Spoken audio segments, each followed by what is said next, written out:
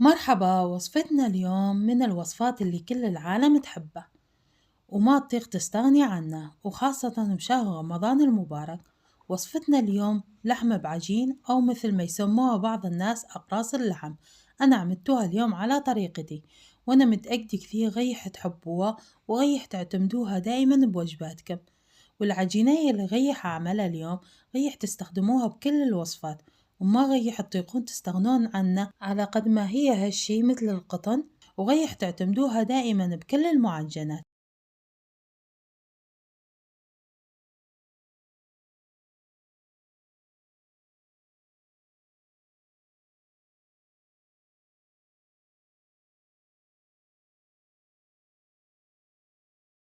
ويلا نبدأ. وهسه هاي الخضار اللي غيح نستخدمها اليوم، غيح نحتاج بصلة كاملة، وطماطة، طماطاي وحدي أو اثنين صغار، وغيح نستخدم فليفلة خضراء أو أي نوع فليفلة متوفر عندكم، فليفلاي وحدي، وشوية بقدونس. طبعا أنا قطعتهم بهذا الشكل لين غيح أستعمل ست البيت. غيح نضيف المواد كلها بست البيت ونثغمهم. أما إذا ما عندكم ست البيت، ما متوفرة عندكم، تطيقون تثغمون المواد بالإيد، بس لازم تثغمون المواد كلش ناعم.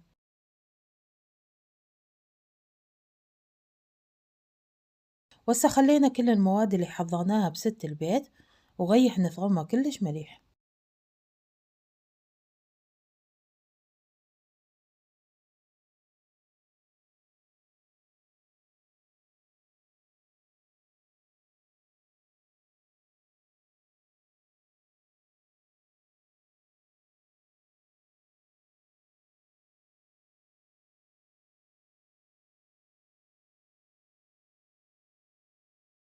وبعد ما ثغمنا الخضروات بست البيت، أنا أريده تصيغ بهذا الشكل، يكون كلش ناعمي.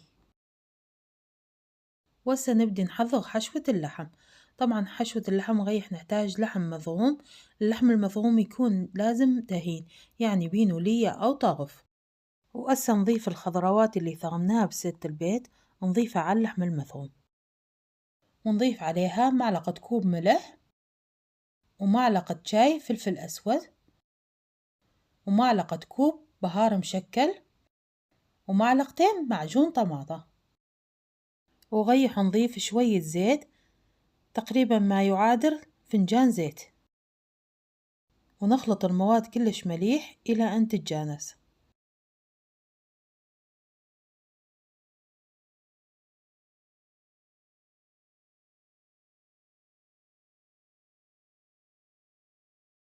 وبعد ما خلطنا كل المواد وصارت بهذا الشكل، غيح نخليها بالثلاجة إلى أن نستخدمها. وهسه نبدي نحضر عجينة اللحم بعجين. غيح نحتاج 6 أكواب طحين. طبعا أنا الكوب اللي أستخدمه هو كوب القياس. غيح نحتاج معلقة كوب ملح، ومعلقة أكل شكر، ومعلقة أكل خميرة فوري أو ظرف خميرة. نخلط المواد مع الطحين، ونضيف عليها 2.5 كوب ماي دافي، وغيح نضيف كوب زيت. طبعا هون استخدمتوا كوب شاي، أما إذا تريدون تستخدمون كوب القياس تحطون نص كوب زيت. وهسه نبدي نعجن. قيح بالبداية نستخدم المعلقة، نعجن بالمعلقة إلى أن تتماسك شوية العجينة، وبعدين نكمل باقي العجن بالإيد. وإذا عندكم خلاط كهربائي تقدرون تستخدمون الخلاط الكهربائي وتعجنون بيها.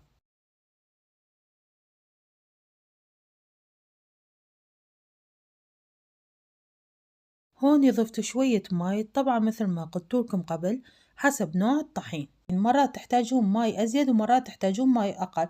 يعني أنا حطيته بالبداية 2.5 كوب، بس هجستوها العجينة تحتاج لشوية ماي فضفت شوية ماي، يعني من قديغة معلقتين من أكل ماي، فهو حسب نوع الطحين.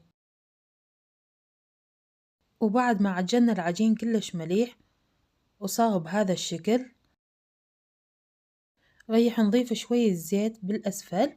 والزيت غيح ما نعجن بين العجين، بس ندهن بيها العجينة وجه وظهره.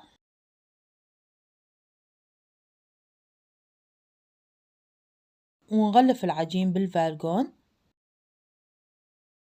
ونغطي العجين بالبطانية ونتركه بمكان دافي إلى أن تختمر. وهاي العجين بعد ساعة اختمر وصار بهذا الشكل. نشيل عنه الفالجون وأغشعكم أشون هشي كثير، طبعا كثير هشي، ما أطيق أوصفلكم إيش قد هشي، وتطيقون تستخدموها بجميع المعجنات، بيتزا، فطاير، لحم بعجين، أي معجنات تحبوها تطيقون تستخدمون هاي العجينة.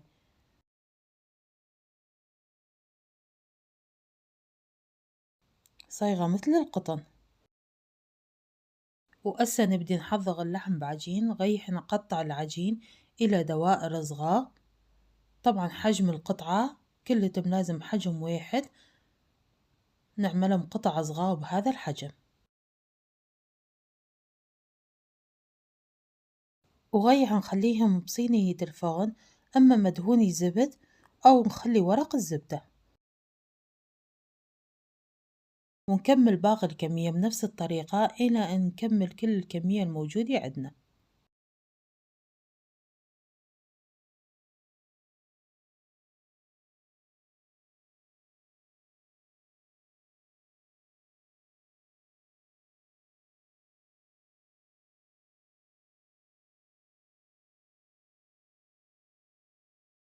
وبعد ما قطعنا كل العجين ريح نبدي نفج العجين بهاي الطريقة على شكل دوائر، يكون لا كثير رقيقة ولا كثير ثخينة. وبعد ما كملنا فج كل العجين ريح نوزع الحشوي اللي حضرناها، نوزع على القطع ونبدي نفجها بهاي الطريقة إلى أن نكمل كل الكمية المتوفرة عندنا.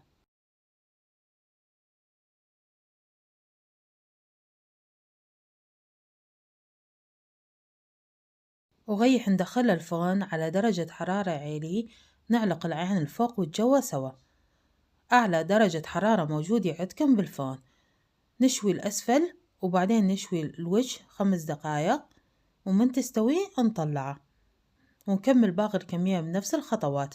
وألف عافية على قلبكم.